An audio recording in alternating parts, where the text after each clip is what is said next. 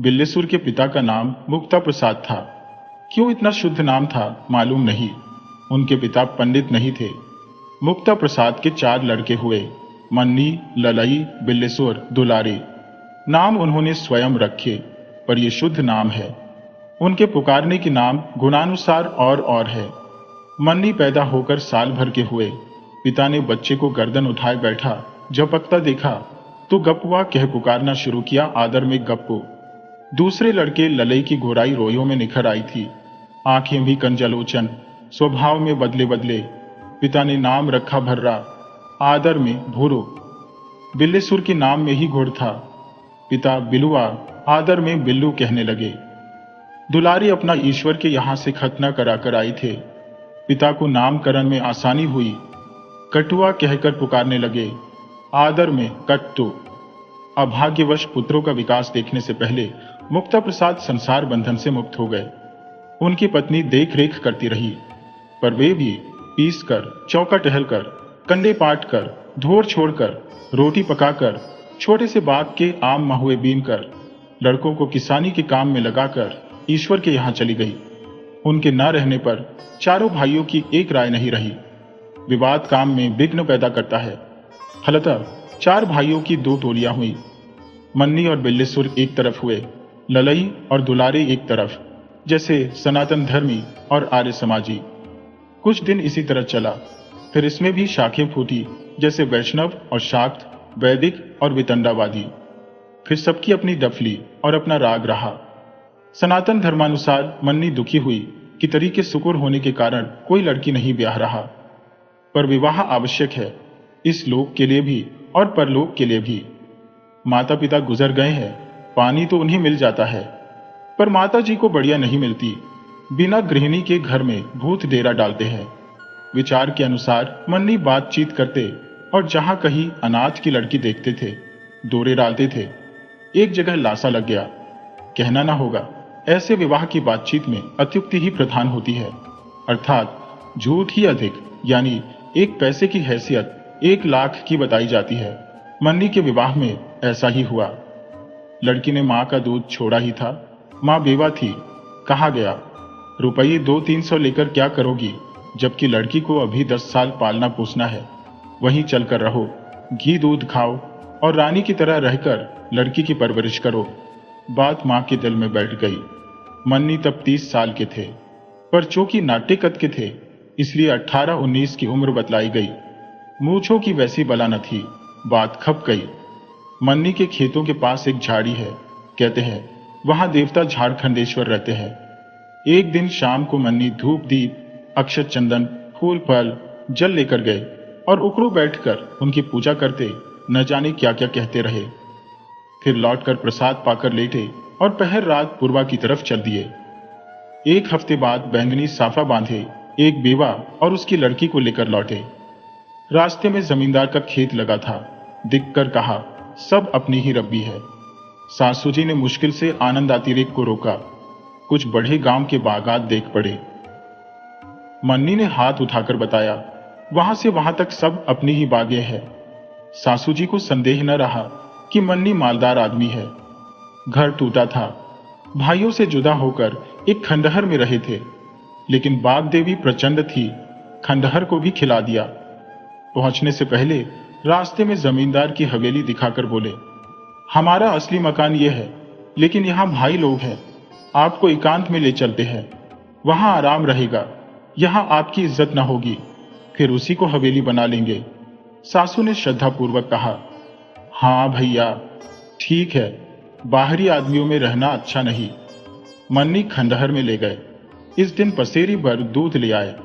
सासू जी लज्जित होकर बोली, इतना दूध कौन पिएगा? मन्नी ने गंभीरता से उत्तर दिया, औटने पर थोड़ा रह जाएगा, 3 आदमी है, ज्यादा नहीं। फिर अभी कुछ दूध चीनी शरबत के तौर पर पिएंगे। सासू ने आराम की सांस ली। मन्नी भंग छानते थे। ठाकुर द्वारे में एक गोला पीसकर तैयार किया और चुपचाप ले आए। दूध में शक्कर मिलाकर गोला घोल दिया। भंग में बादाम की मात्रा काफी थी। सासू जी को अमृत का स्वाद आया। एक सांस में पी गई। मन्नी ने थोड़ी सी अपनी भावी पत्नी को पिलाई, फिर खुद पी। सासू जी हाथ पैर धोकर बैठी। मन्नी पूड़ी निकालने लगे। जब तक नशा चढ़े चढ़े तब तक काम कर लिया। पूड़ी तरकारी, दूध, शक्कर, मिठाई, खटाई बड़ी तत्परता से सासू जी को परोसा। सासू जी को मालूम दिया मन्नी बड़ी तपस्या के फल मिले। खूब खाया। मन्नी ने पलंग बिछा दिया था, माँ बेटी लेटी। मन्नी भोजन करके ईश्वर स्मरण करने लगे। आधी रात को जोर से गला झाड़ा, पर सासू जी बेखबर रही। फिर दरवाजे पर हाथ दे दे मारा, पर उन्होंने करवट भी न ली। मन्नी समझ गए कि सुबह से पहले आंख ही न खोलेंगी। बस अपनी भाभी पत्नी को गले लगाया और भगवान बुद्ध की तरह घर त्याग कर चल दिए। पत्नी गले लगी सोती रही। सुबह होते होते मन्नी ने 7 कोस का फासला तय किया। जहां पहुंचे वहां रिश्तेदारी थी। लोग सद गए। सासू जी ने सवेरे हल्ला मचाया। बात खुली, पर चिड़िया उड़ चुकी थी। वे रो पीट कर शाप देती हुई, तू मर जा, तेरी चारपाई गंगा जी जाए, घर चली गई। मन्नी शुभ दिन देखकर चुपचाप विवाह कर पत्नी को साथ लेकर परदेश चले गए। पत्नी की 10-12 साल सेवा की। अब धर्म की रक्षा करते हुए उसे 20 साल की अकेली उसकी मां की गोद में जैसे एक कन्या छोड़कर स्वर्ग सिधार गए हैं। मन्नी कट्टर सनातन धर्मी थे। ललई का दूसरा हाल है। पहले ये भी कलकत्ता बंबई की खाक छानते फिरे, अंत में रतलाम में आकर डेरा जमाया। यहां एक आदमी से दोस्ती हो गई। कहते हैं ये गुजराती ब्राह्मण थे। ईश्वर की इच्छा, कुछ दिनों में दोस्त ने सदा के लिए आंखें मूंद दी। लाचार दोस्त के घर का कुल भार ललई ने उठाया। दोस्त का एक परिवार था, पत्नी, 2 बेटे, बड़े बेटे की स्त्री। इन सबसे ललई का वही रिश्ता हुआ जो इनके दोस्त का था। इस परिवार में कुछ माल भी था, इसलिए ललई ने परदेश रहने से देश रहना आवश्यक समझा। चूंकि अपने धर्म कर्म में दृढ़ थे, इसलिए लोक निंदा और यशा कथा को एक सा समझते थे। अस्तु इन सबको गांव ले आए। एक साथ पत्नी, 2-2 पुत्र और पुत्र वधू को देखकर लोग एकत्रित रह गए। इतना बड़ा चमत्कार उन्होंने कभी नहीं देखा था, कहीं सुना भी नहीं था। गांव वालों की दृष्टि ललई पहले ही समझ चुके थे, जानते थे जिस पर पड़ती है उसका जल्द निस्तार नहीं होता, इसलिए निस्तार की आशा छोड़कर ही आए थे। गांव वालों ने ललई का पान पानी बंद किया। ललई ने सोचा एक खर्च बचा। गांव वाले भी समझे इसने बेवकूफ बनाया, माल ले आया है जिसका कुछ भी खर्च न कराया गया। ललई निर्विकार चित्त से अपने रास्ते आते जाते रहे, मौके की ताक में थे। इसी समय आंदोलन चला। ललई देश के उद्धार में लगे। बड़ा लड़का गुजरात में कहीं नौकर था, खर्चा भेजता रहा। गांव वाले प्रभाव में आ गए। ललई की लाली के आगे उनका असहयोग न टिका। अब मिलने की बातें कर रहे हैं। ललई राजनीतिक सुधारक, सामाजिक आदमी है। बिल्लीसुर का हाल आगे लिखा जाएगा। इनमें बिल और ईश्वर दोनों के भाव साथ साथ रहे। दुलारे आर्य समाजी थे। बस्तीदीन सुकुल 50 साल की उम्र में एक बेवा ले आए थे। लाने के साल ही भर में उनकी मृत्यु हो गई। दुलारे ने उस बेवा को समझाया, पति के रहते भी 3 साल या 3 महीने खबर न लेने पर पत्नी को दूसरा पति चुनने का अधिकार है। फिर जब बस्तीदीन नहीं रहे, तब तीसरे पति के निर्वाचन की उन्हें पूरा स्वतंत्रता है और दुलारे उनकी सब तरह सेवा करने को तैयार है। स्त्री को एक अवलंब चाहिए। वह राजी हो गई, लेकिन दुलारे भी साल भर के अंदर संसार छोड़कर परलोक सिधार गए। पत्नी को हमल रह गया था, बच्चा हुआ। अब वह नारद की तरह ललई के दरवाजे बैठा खेला करता है। मां नहीं रही। मन्नी मार्ग दिखा गए थे। बिल्लीसुर पीछे पीछे चले।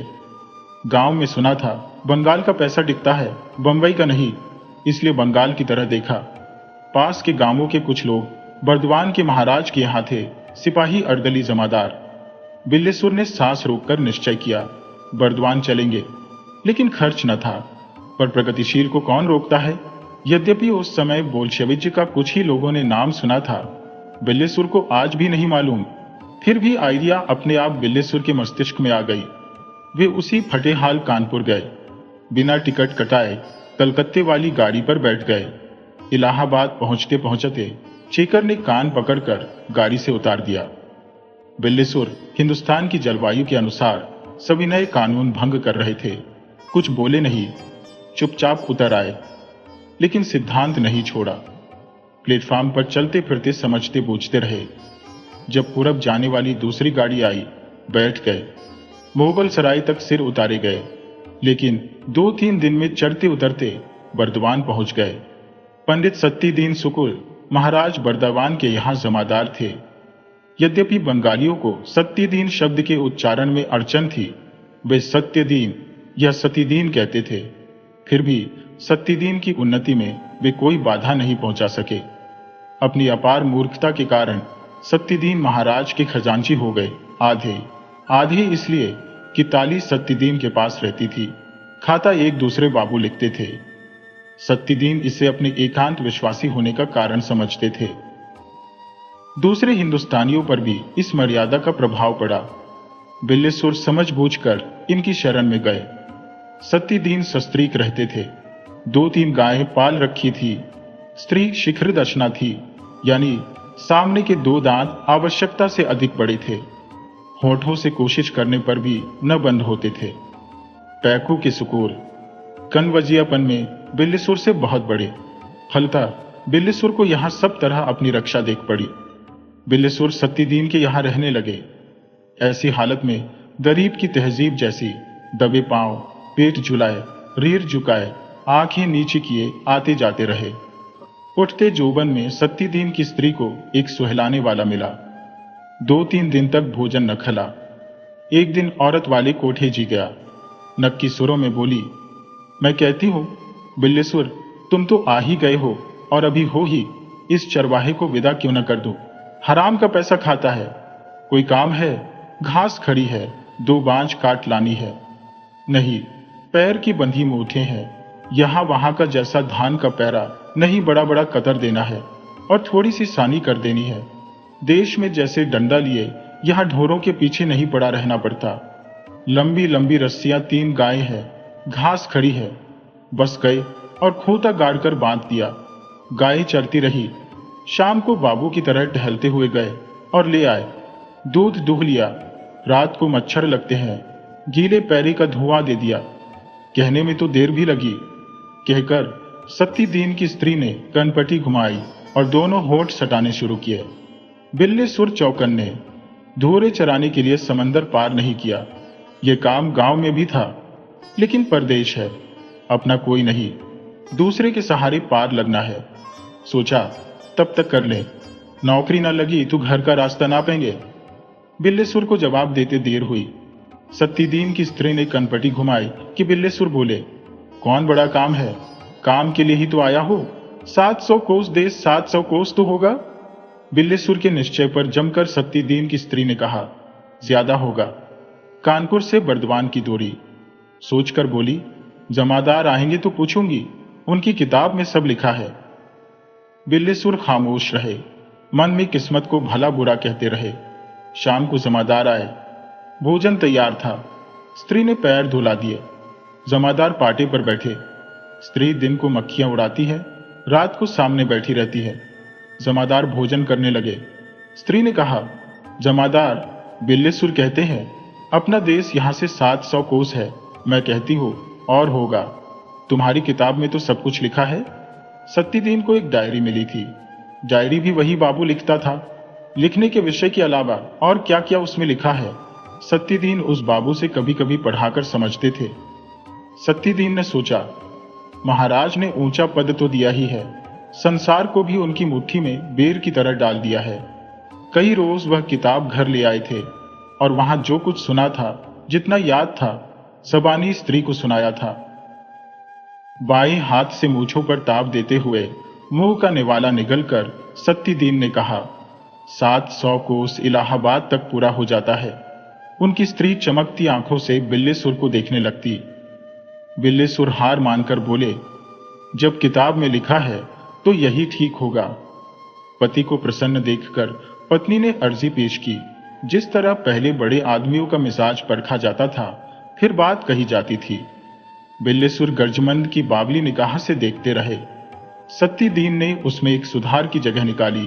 कहा, बिल्लेसुर अपने आदमी है, इसमें शक नहीं, लेकिन इसमें भी शक नहीं कि उस छोकरे से ज्यादा खाएंगे। हम तनख्वाह न देंगे, दोनों वक्त खा लें। तनख्वाह की जगह हम तहसील के जमादार से कह देंगे। वे इन्हें गुमाश्तों के नाम तहलीस की चिट्ठियां देते रहे।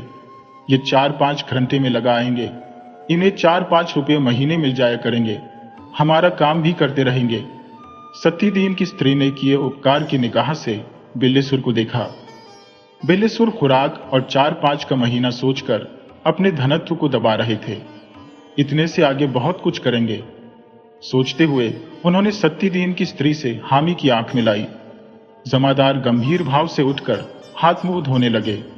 बिल्लेसुर जीवन संग्राम में उतरे। पहले गायों के काम की बहुत सी बातें न कही गई थी, वे सामने आई। गोबर उठाना, जगह साफ करना, मूत पर राख छोड़ना, कंडे पाटना, कभी कभी गायों को नहलाना आदि भीतरी बहुत सी बातें थी। दरअसल फुर्सत न मिलती थी, पर बिना चिट्ठी लगाए पूरा न पड़ता था। पास पास की चिट्ठियां मिलती थी, जैसा सत्तीदीन कह गए थे। एक चिट्ठी के 3 आने मिलते थे। कुछ दिनों में बिल्लेसुर को मालूम हुआ दूर की चिट्ठी में दूना मिलता है। उन्होंने हाथ बढ़ाया। तहसील के जमादार ने कहा, न तुम नौकर हो न किसी की एवज पर हो, फिर सत्तीदीन ने मना किया है, दूर की चिट्ठी हम न देंगे।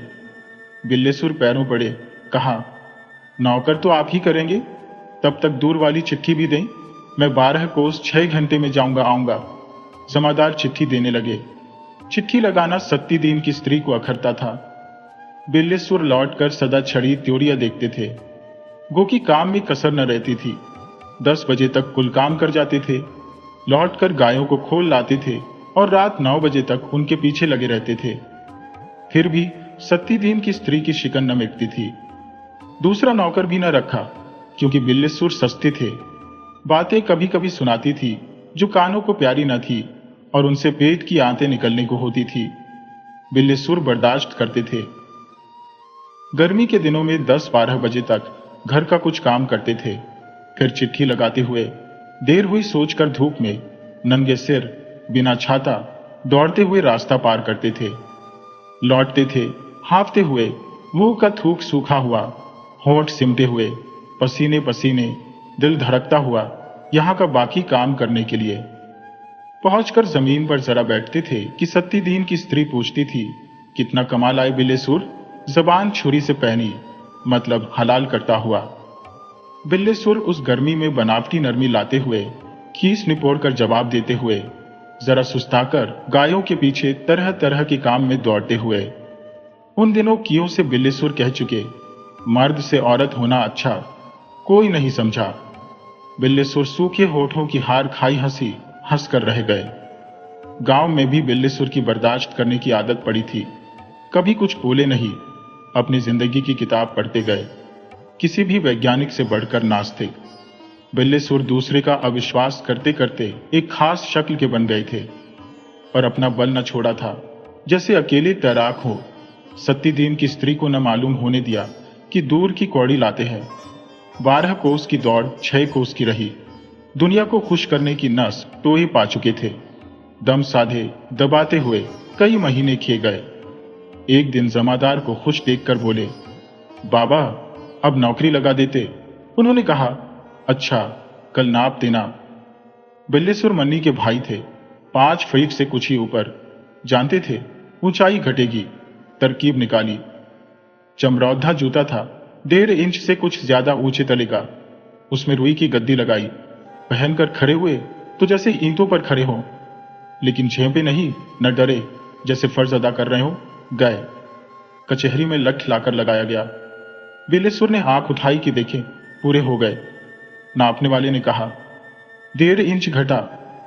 बिल्लेसुर ने जमादार को उड़ी निगाह से देखा। 7 आरजू मिन्नत। जमादार मुस्कुराए। कहा, बिल्लेसुर तुम नौकर नहीं हो सकते, लेकिन कोई ना कोई सिपाही छुट्टी पर रहता है, जगह तुम्हें मिलती रहेगी। बिना तनख्वाह की छुट्टी वाले की तनख्वाह भी। बिल्लेसुर तर्ककी की सोचकर मुस्कुराए। 1 साल बीत गया। सत्तीदीन की स्त्री को आए कई साल हो गए। उन्होंने जगन्नाथ जी के दर्शन नहीं किए। पैसा पास न था। एक दिन जमादार से बोली, जमादार पैसा तो पास है, लेकिन लड़का बच्चा कोई नहीं। हमारे तुम्हारे बाद पैसा अकारट जाएगा। इतने दिन आए हुए अभी जगन्नाथ जी के दर्शन नहीं हुए। अब की सोचती हो बाबा के दर्शन करूं और कहूं, बाबा मेरी गोद भर दो, तो तुम्हारे चरणों पर लौटकर तुम्हारी 101 रुपए की शिरनी चढ़ाऊं? मेरा जी कहता है बाबा मेरी मनोकामना पूरी करेंगे। देश देश के लोग जाते हैं, वो माँ का वरदान उन्हें मिलता है, भगवान ही है। अरे हाँ जोकर, थोड़ा। फिर न जाने क्या सोचकर सत्ती दीन की स्त्री फूट फूट कर रोने लगी। फिर अपने हाथ आंसू पोंछकर हिचकियां लेती हुई बोली, मुझे सब सुख है, जैसा अच्छा वर मिला वैसा अच्छा घर, धन है, मान है, गहने हैं, कपड़े हैं, दूध से भरी हो, लेकिन ओ हो फिर रोदन यानी पूत नहीं। सत्ती दीन ने छाती से लगाकर कहा, अभी तुम्हारी कोई उम्र हो गई है? पहली होती तो एक बात होती, वे तो बेचारी चक्की पीसती हुई चली गई। 5 साल हुए तुम्हें ब्याह कर लाया हो, अब तुम्हारी उम्र 20 साल की होगी। सिसकियां लेते हुए स्त्री ने कहा, 19वां चल रहा है। हालांकि उनकी उम्र 25 साल से ऊपर थी। फिर सत्ती दीन ने कहा, इतनी उतावली क्यों होती हो? मैं भी अभी बुढ़ा नहीं, लड़के बच्चे जब आते हैं अपने आप आते हैं। ऐसा न कहो, स्त्री ने कहा, कहो जगन्नाथ जी की कृपा से आते हैं। सत्ती दीन गंभीर हो गए, बोले, जगन्नाथ जी की कृपा सब तरफ है, ऊंचा ओहदा मिला है, यह भी जगन्नाथ जी की कृपा है, और उनके दर्शन हम रोज करते हैं मन में। रही बात उनकी पुरी में जाने की, सो चले चलेंगे, 10 दिन की छुट्टी ले लेंगे। ये कौन बड़ी बात है? स्त्री को ढाढ़स बंधा। इसी समय बिल्लेसुर आए। जमादार ने पूछा, बिल्लेसुर जगन्नाथ जी चलोगे? बिल्लेसुर खर्चा नहीं लगाना चाहते थे। सत्ती दीन समझ गए, लेकिन बिल्लेसुर के पास होगा भी कितना, सोचकर कहा, अच्छा अपनी छुट्टी मंजूर करा लेना 10 दिन की, अगले इतवार को चलेंगे। सत्ती दीन को साथ एक नौकर चाहिए था। बिल्लेसुर जब दूसरे की एवज में काम करने लगे, तब कचहरी की लगातार हाजिरी जरूरी हो गई।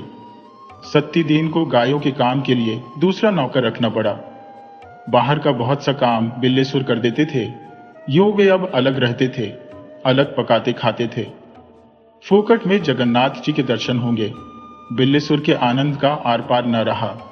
उन्होंने छुट्टी मंजूर करा ली। अगले इतवार के दिन सत्ती दीन के सामान के रक्षक के रूप से जगन्नाथ जी के दर्शनों के लिए सत्ती दीन और उनकी स्त्री के साथ रवाना हुए। जिस तरह सत्ती दीन की स्त्री का विश्वास था कि जगन्नाथ जी की कृपा की दृष्टि पड़ते ही वे गर्भिणी हो जाएंगी, उसी तरह बिल्लेसुर का विश्वास था कि सत्ती दीन की इच्छा मात्र से उनकी नौकरी स्थायी हो जाएगी, चाहे वे 1.5 इंच की जगह बालिष्ट भर छोटे पड़े। अपने विश्वास को फलीभूत करने का उपाय बिल्लेसुर रास्ते में सोचते गए। पुरी पहुंचकर बहुत खुश हुए। ऐसा दृश्य कानपुर से बर्डवान तक न देखा था। समंदर का किनारा, बालों के दूह देखकर बहुत खुश हुए। समुद्र देखकर जामे से बाहर हो गए।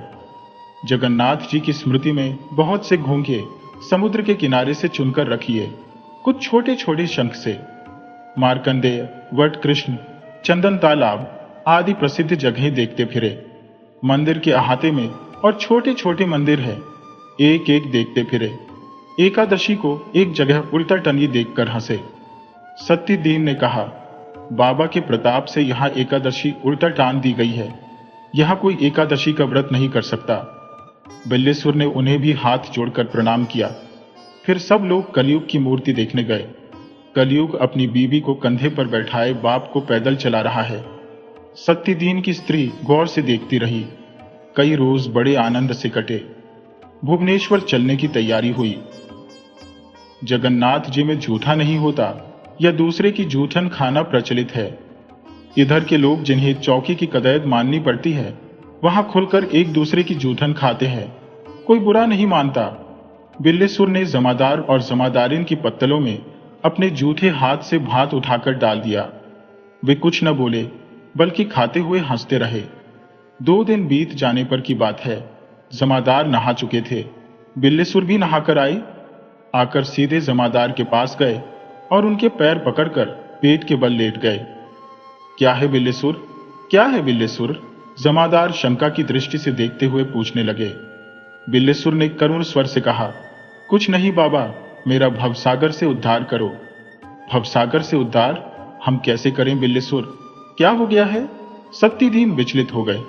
पैर पकड़े गए ही बिल्लेसुर ने कहा, बाबा मुझे गुरु मंत्र दो। अरे गुरु यहाँ एक से एक बड़े हैं, छोड़ो पांव, उनमें जिससे चाहो मंत्र ले लो।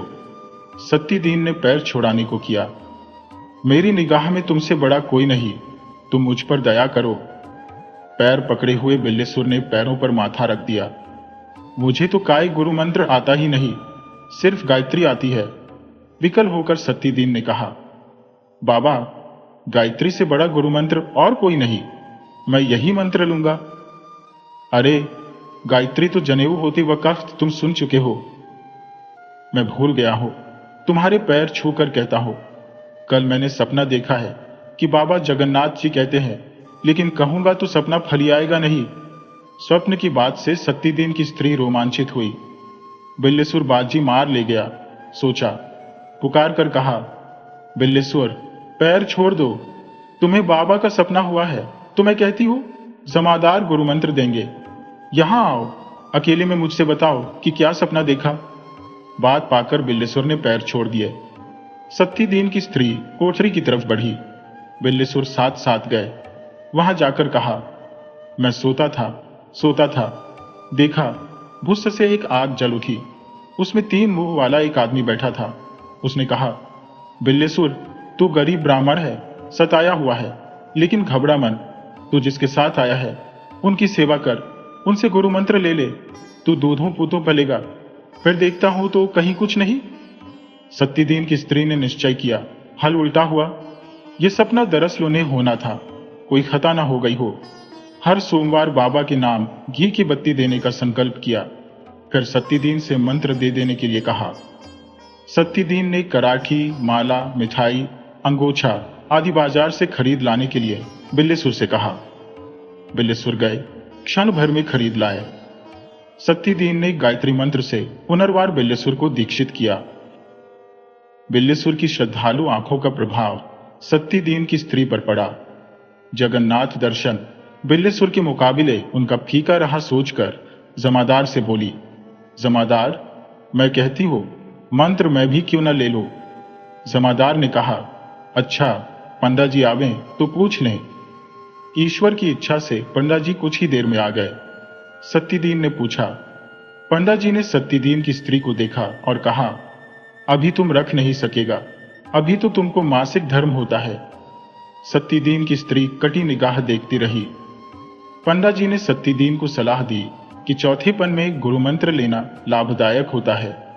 जब तक स्त्री को मासिक धर्म होता है तब तक वह मंत्र की रक्षा नहीं कर सकती, अशुद्ध रहती है और तरह तरह से पैर फिसलने की संभावना है। सत्तीदीन मान गए। वहां से भुवनेश्वर गए, फिर बर्दवान वापस आए। सत्तीदीन की स्त्री 1 साल तक जगन्नाथ जी की शक्ति की परीक्षा करती रही। हर सोमवार को घी का दिया देती थी और हर महीने के अंत तक प्रतीक्षा करती थी, लेकिन कोई फल न हुआ। बिल्लेसुर की क्रिया काष्ठा बहुत बढ़ गई। तिलक, माला और गायत्री के धारण से उनकी प्रखरता दिन पर दिन निखरती गई।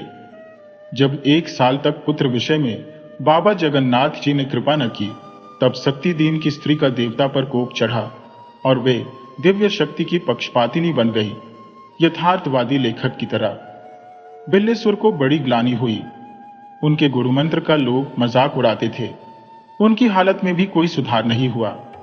उन्होंने निश्चय किया, देश चलकर रहेंगे। जमींदार की गुलामी से गुरु की गुलामी सख्त है। यहां से वहां की आबोहवा अच्छी, अपने आदमी बोलने बतलाने के लिए है। अब यहां नहीं रहेंगे। गुरुआइन का यथार्थवाद भी बिल्लेसुर को खला। एक दिन वे अपनी कंठी और माला लेकर गए और गुरुआइन के सामने रखकर कहा, मैंने देश जाने की छुट्टी ली है, लौटो या न लौटो, कहने को क्यों रहे। ये माला है और ये कंठी, लो, अब मैं चेला नहीं रहूंगा। जैसे गुरु वैसी तुम, ये तुम्हारा मंत्र है। कहकर गायत्री मंत्र की आवृत्ति कर गए और सुनाकर चल दिए। फिर पैर भी नहीं छुए। बिल्लेसुर गांव आए। अनकी में रुपए थे, होठों में मुस्कान। गांव के जमींदार, महाजन, पड़ोसी सबकी निगाह पर चढ़ गए। सबके अंदाज लड़ने लगे, कितना रुपया ले आया है। लोगों के मन की मंदाकिनी में अव्यक्त ध्वनि थी, बिल्लेसुर रुपयों से हाथ धोएं। रात को लाठी के सहारे कच्चे मकान की छत पर चढ़कर, आंगन में उतरकर, रखा सामान और कपड़े लत्ते उठा ले जाने वाले चोर इस ताक में रहने लगे कि मौका मिले तो हाथ मारे। एक दिन मंसूबा गांठ कर त्रिलोचन मिले और अपनी शान वाली आंख खोलकर बड़े अपनाव से बिल्लेसुर से बातचीत करने लगे। क्यों बिल्लेसुर, अब गांव में रहने का इरादा है या फिर चले जाओगे? बिल्लेसुर त्रिलोचन के पिता तक का इतिहास कंठाग्र किए थे। सिर्फ हिंदी के ब्लैंक वर्स के श्रेष्ठ कवि की तरह किसी सम्मेलन या घर की बैठक में आवृत्ति करके सुनाते न थे। मुस्कुराते हुए नरमी से बोले, भैया अब तो गांव में रहने का इरादा है। बंगाल का पानी बड़ा लांगन है। त्रिलोचन के तीसरे नेत्र में और चमक आ गई। एक कदम बढ़कर और निकट होते हुए सामीप्य वाले भक्त के सहानुभूति सूचक स्वर से बोले, बड़ा अच्छा है, बड़ा अच्छा है। काम कौन सा करोगे? अभी तक कुछ विचार नहीं किया। बिल्लेसुर वैसे ही मुस्कुराते हुए बोले, बिना सोते के कुतरा सूख जाता है। बैठे बैठे कितने दिन खाओगे? सही सही कहता हूं, अभी तो ऐसे ही दिन कटते हैं। ऐसा न कहना, गांव के लोग बड़े पाजी है। पुलिस में रिपोर्ट कर देंगे तो बदमाशी में नाम लिख जाएगा। कहाँ करो, जब चुक जाएगा तब फिर कमा लाएंगे। बिल्लेसुर सिटपिटाए। कहा, हाँ भैया, आजकल होम करते हाथ जलता है।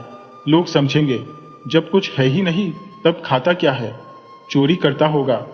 त्रिलोचन ने सोचा, परले दर्जे का चालाक है, कहीं कुछ खोलता ही नहीं। खुलकर बोले, हाँ, दीनानाथ इसी तरह बहुत खीस निपोड़कर बातचीत किया करते थे। अब लिख गए बदमाशी में। रात को निगरानी हुआ करती है। बिल्लेसुर फिर भी पकड़ में ना आए। कहा, पुलिस वाले आंखें देखकर पहचान लेते हैं कौन भला आदमी है कौन बुरा। अपने खेत में रामदीन को बंटाई में देकर गया था, वही खेत लेकर किसानी करूंगा। त्रिलोचन को थोड़ी सी पकड़ मिली। कहा, हाँ, यह तो अच्छा विचार है, लेकिन तुम्हारे बैल तो है ही नहीं, किसानी कैसे करोगे? बिल्लेसुर पेच में पड़े। कहा, इसीलिए तो कहा था कि अभी तक कुछ तय नहीं कर पाया। त्रिलोचन का पारा चढ़ना ही चाहता था, लेकिन पारा चढ़ने से खरी खोटी सुनाकर अलग हो जाने के अलावा और कोई स्वार्थ न सधेगा सोचकर मुश्किल से उन्होंने अपने को यथार्थ कहने से रोका और बड़े धैर्य से कहा, हमारे बैल ले लो। फिर तुम क्या करोगे? हम और बड़ी गोई लेना चाहते हैं, लेकिन 100 रुपये लेंगे। बिल्लेसुर ने निश्चय किया, 100 रुपये ज्यादा नहीं है। कहा, अच्छा, कल बतलाएंगे। त्रिलोचन एक काम है कहकर चले।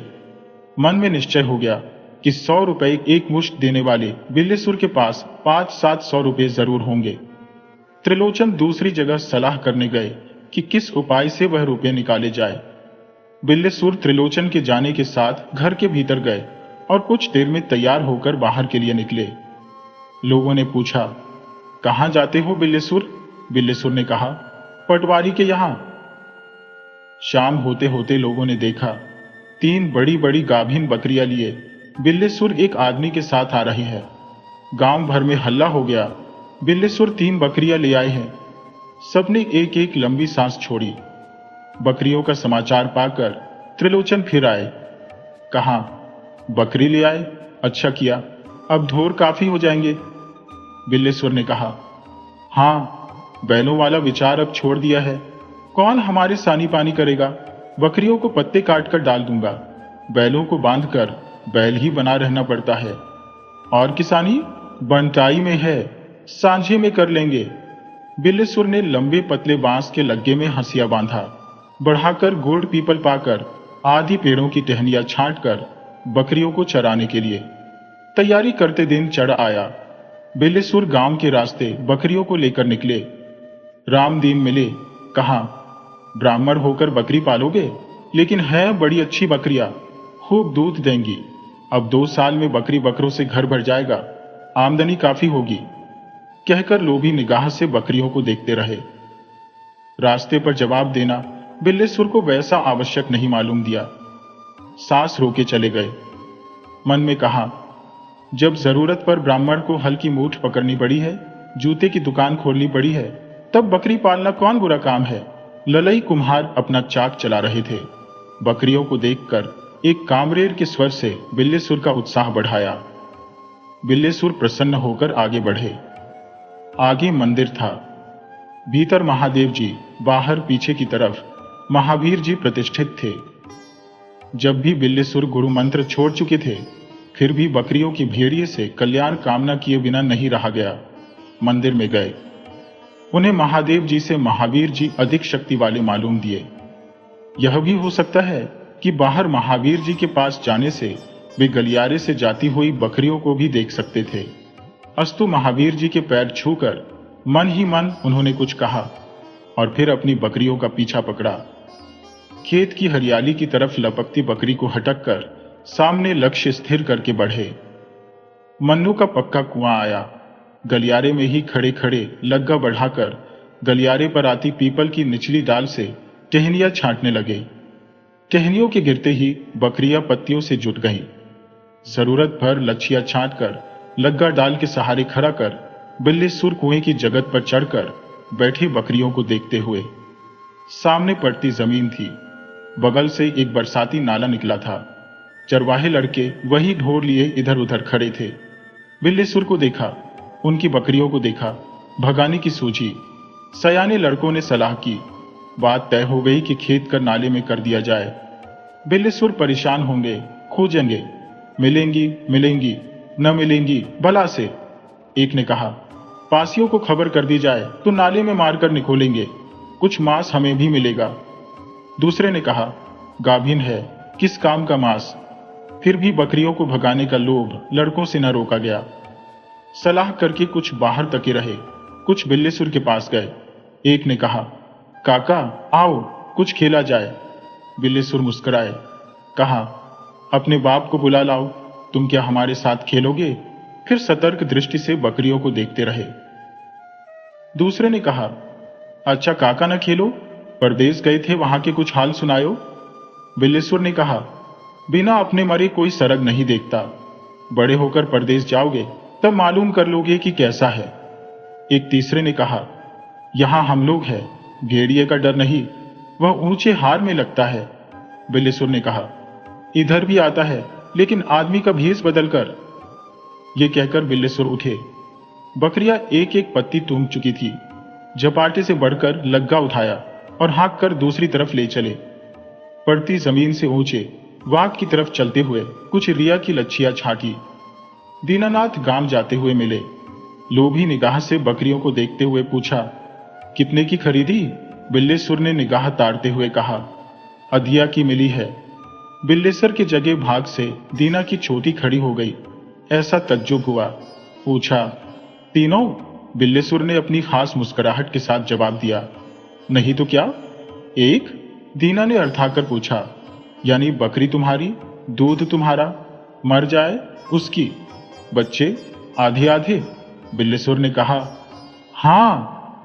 बिल्लीसुर के असंभावित लाभ के बोझ से जैसे दीना की कमर टेढ़ी हो गई। दबा हुआ बोला, हां गुस्सैया, जिसको दे। मन में ईर्ष्या हुई। बिल्लीसुर अकेले मजा लेंगे, दीना नहीं, अगर बकरियों को पेट में न डाला।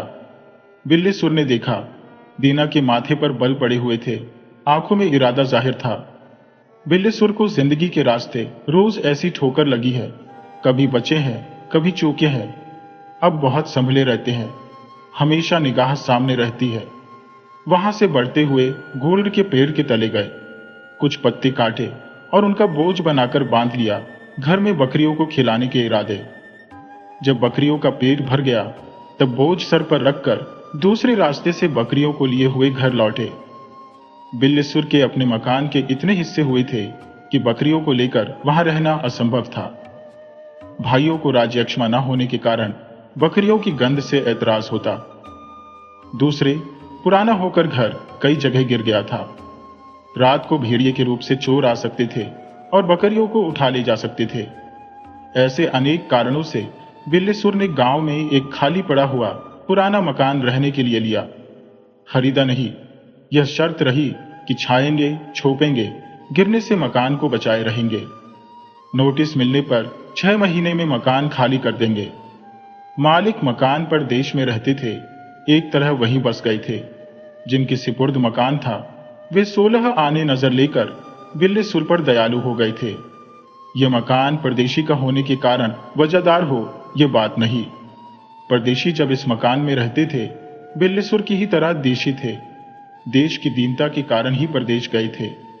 मकान के सामने एक अंधा कुआं है और एक इमली का पेड़। बारिश के पानी से धुलकर दीवारें ऊबड़ खाबड़ हो गई है, जैसे दीवारों से ही पनाले फटे हो। भीतर के पनाले का मुंह भर जाने से बरसात का पानी दहलीज की देहरी के नीचे गड्ढा बनाकर बहा है। गड्ढा बढ़ता बढ़ता ऐसा हो गया है कि बड़े जानवर कुत्ते जैसे आसानी से उसके भीतर से निकल सकते हैं। दहलीज की फर्श कहीं भी बराबर नहीं, उसके ऊपर लेटने की बात क्या, चारपाई भी उस पर नहीं डाली जा सकती। दूसरी तरफ एक खमसार है और उसी से लगी एक कोठरी। इसी में बिल्ले सुरा कर रहे। दरवाजे का गड़ा तोप दिया, बाकी घर की धीरे धीरे मरम्मत करते रहे। एक वक्त रोटी पकाते थे, दोनों वक्त खाते थे। इस तरह साल भर से ज्यादा झेल ले गए। उनका लक्ष्य और काम बढ़ते गए, लेकिन अड़चन से पीछा नहीं छूटा। गांव में जितने आदमी थे, अपना कोई नहीं, जैसे दुश्मनों की गढ़ में रहना हो।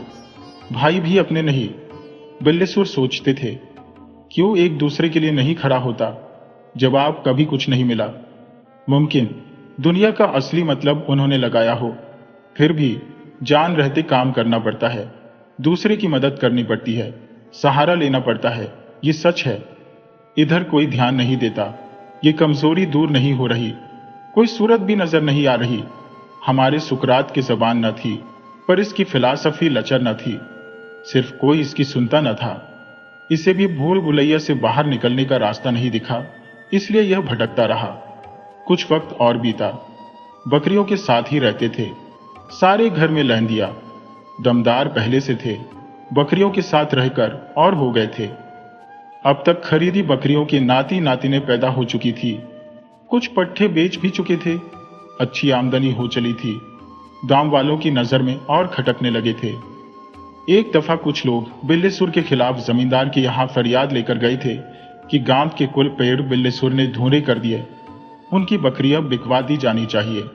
जमींदार ने अच्छा कहकर उनका उत्साह बढ़ाकर टाल दिया, क्योंकि बिल्लेसुर की बकरियों पर उनकी निगाह पहले पड़ चुकी थी और वे सरकारी पेड़ों की छंटाई की एक रकम बिल्लेसुर से तय करके लेने लगे थे। गांव वाले दिल का गुब्बार बिल्लेसुर को बकरिहा कहकर निकालने लगे। जवाब में बिल्लेसुर बकरी के बच्चों के वही नाम रखने लगे जो गांव वालों के नाम थे। नहाकर, रोटी पका खाकर, शाम के लिए रखकर बिल्लेसुर बकरियों को लेकर निकले। कंधे में वही लग्गा पड़ा हुआ। जामुन पक रही थी। एक डाल में लग्गा लगाकर हिलाया। लग्गे की एक तरफ हंसिया, दूसरी तरफ लघु सी बंधी थी। फरेंदे गिराकर बिनकर अंगोछे में ले लिए और खाते हुए गलियारे से चले। आगे महावीर जी वाला मंदिर मिला। चढ़ गए और चबूतरे के ऊपर से मुंह की गुठली नीचे फेंक कर महावीर जी के पैर छुर और रोज की तरह कहा, मेरी बकरियों की रखवाली किए रहना। तुलसीदास जी या सीता जी की जैसी अंतर्दृष्टि न थी, होती तो देखते। मूर्ति मुस्कुराई। जल्दी जल्दी पैर छूकर और कहकर मंदिर के चबूतरे से नीचे उतरे। बकरियों को लेकर गलियारे से होते हुए बाग की ओर चले। दोपहर हो रही थी। पानी का गहरा दोमरा गिर चुका था। जमीन गीली हो गई थी। ताल तलैया, गढ़ी गढ़े बहुत कुछ भर चुके थे। कपास, धान, अगमन, ज्वार बाजरे, अरहर, सनई, सन, लोबिया, ककड़ी खीरे, मक्की, उर्द आदि बोने के लोभी किसान तेजी से हल चला रहे थे। किसानी के तंत्र के जानकार बिल्लेसुर पहली वर्षा की मटैली सुगंध से मस्त होते हुए मौलिक किसानी करने की सोचते अपनी इसी धुन में बकरियों को लिए चले जा रहे थे। उन बंटाई उठाए खेतों में एक खेत खोद काश्त के लिए ले लिया था। बरसात वाली किसानी में मेहनत ज्यादा नहीं पड़ती। एक बाह दो बाह करके बीज डाल दिया जाता है। वर्षा के पानी से खेती फूलती फलती है। बैल नहीं है, अगमन जोतने बोने के लिए कोई मांगे न देगा। बिल्लेसुर ने निश्चय किया कि 6-7 दिन में अपने काम भर को जमीन वे फावड़े से घोट डालेंगे। गांव के लोग और सब खेती करत है, शकरकंद नहीं लगाते। इसमें काफी फायदा होगा। फिर अगहन में उसी खेत में मटर बो देंगे। जब शकरकंद बैठेगी, रात को ताकना होगा, तब किसा को कुछ देकर रात को तका लेंगे। एक अच्छी रकम हाथ लग जाएगी। निश्चय के बाद जब बिल्लेसुर इस दुनिया में आए, तब देखा वे बहुत दूर बढ़ आए हैं। आग्रह और उतावली से जांच की निगाह बकरियां पर डाली। गंगा, जमुना, सरजू, पार्वती है। सिखाइन, जमीला, गुलबिया, सितबिया है, रमुआ, श्यमुआ, भगवतिया, प्रभुआ है, तुरुई है और दिनवा। बिल्लेसुर चौकन्ने होकर देखने लगे। पीछे दूर तक निगाह दौड़ाई, दीनानाथ न दिखे। कलेजा धक्स हुआ। दीनानाथ सबसे तगड़े थे, वहां पिछड़ गए या कहाँ गए? बुलाने लगे, उर्र दिनवा, अले अले उर्र, आब दिनवा, उर्रार, बेटा दीनानाथ, उर्रार। ट्रोई मिमियाने लगी। दीनानाथ की कोई आहट न मिला। ट्रोई, कहाँ है दिनवा? ट्रोई मिमियाती हुई बिल्लेसुर के पास आ गई। बिल्लेसुर बकरियों को लेकर उसी रास्ते लौटे। उसी नाली के पास लड़के ढोर लिए खड़े थे। बिल्लेसुर को देखकर मुस्कुराए। बिल्लेसुर का हृदय रो रहा था। मुस्कुराहट से दिमाग में गर्मी चढ़ गई, लेकिन जब्त किया। भलमनसाहत से पूछा, बच्चा, हमारा बकरा इधर रह गया है? कौन बकरा? पता एक, हम दिनवा कहते थे। दिनवा कहते थे तो दिनवा से पूछो, हम नहीं जानते। कहाँ है? बिल्लेसुर ने फिर पूछताछ नहीं की। संदेह हुआ, जी में आया, चलकर नाले के किनारे खोजो, लेकिन बकरियों को किसके भरोसे छोड़ जाए? फिर एक बच्चा गायब कर दिया जाए तो क्या करेंगे?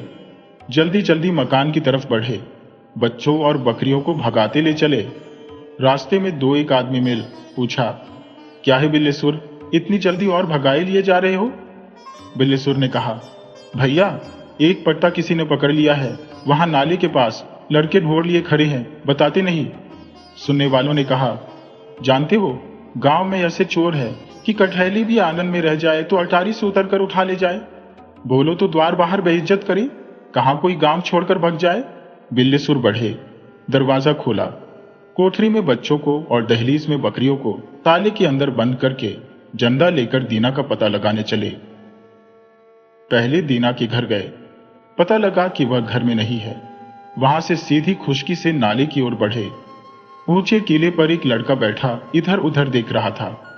बिल्लेसुर समझ गए। नाले के किनारे किनारे बढ़े। लड़के ने एक खास तरह की आवाज की। बिल्लेसुर समझ गए कि पास ही कहीं है। बढ़ते गए। दूर एक झाड़ी दिखी। निश्चय हुआ कि यही कहीं मारा पड़ा होगा। झाड़ी के पास पहुंचे, वहां कोई नहीं था। झाड़ी के भीतर गए। अच्छी तरह देखने लगे। खून से तर जमीन दिखी। तज्जुब से देखते रहे। बकरा या आदमी न दिखा। चेहरा उतर गया। दिल रो रहा था, लेकिन आंखों में आंसू न थे। कहीं इंसाफ नहीं, सिर्फ लोग नसीहत देते हैं। चलकर कुएं के पास आए। बहुत गर्मा गए थे। जगत पर बैठे। बकरा मार डाला गया। लड़के जानते हैं, लेकिन बतलाते नहीं। 8 रुपए का था।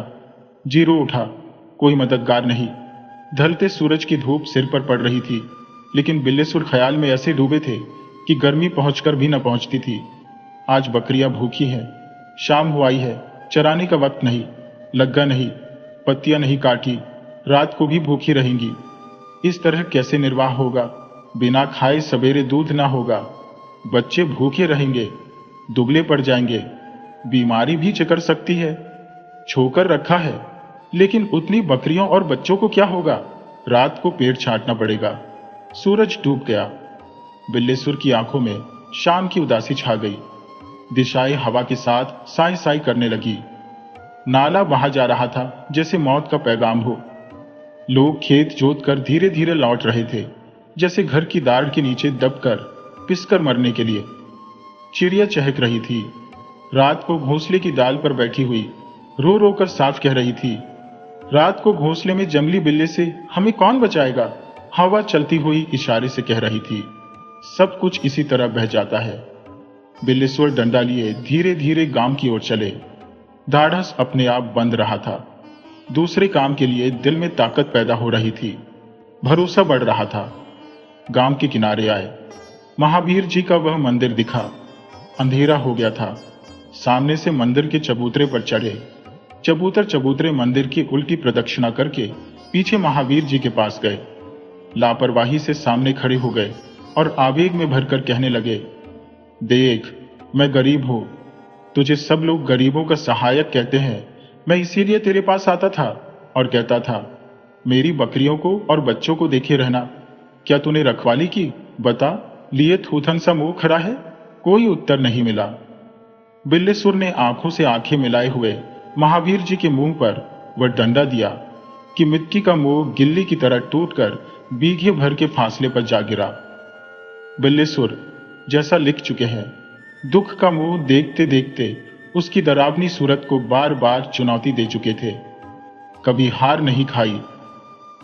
आजकल शहरों में महात्मा गांधी के बकरी का दूध पीने के कारण बकरी दूध की बड़ी खपत है, इसीलिए गाय के दूध से उसका भाव भी तेज है। मुमकिन देहात में भी यह प्रचलन बढ़ा हो, पर बिल्लेसुर के समय सारा संसार बकरी के दूध से घृणा करता था। जो बहुत बीमार पड़ते थे, जिनके लिए गाय का दूध भी मना था, उन्हें बकरी के दूध की व्यवस्था दी जाती थी।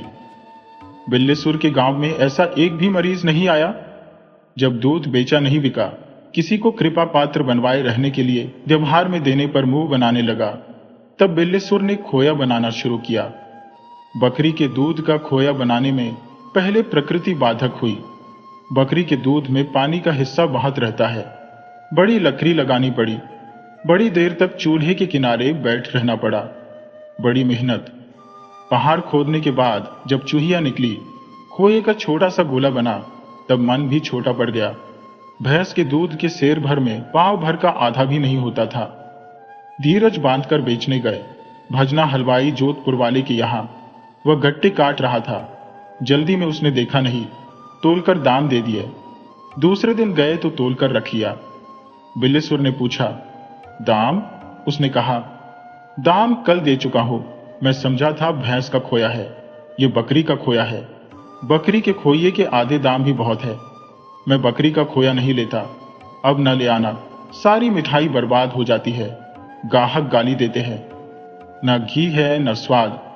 जो कुछ थोड़ा सा घी निकलता है वह दूसरे घी में मिलाया नहीं जा सकता, कुल घी बदबू छोड़ने लगता है। बिल्लेसुर सर झुकाकर चुपचाप चले आए। माल है पर बिकता नहीं। तब तरकीब निकाली, इसमें खोया बनाने से कम मेहनत पड़ती है। कंडे की आग परचाकर हंडी में दूध रख देने लगे। अपना काम भी करते थे। दूध गर्म हो जाने पर ठंडा करके जमा देते थे। दूसरे दिन मथ कर मक्खन निकाल लेते थे। मट्ठा खुद भी पीते थे, बच्चों को भी पिलाते थे।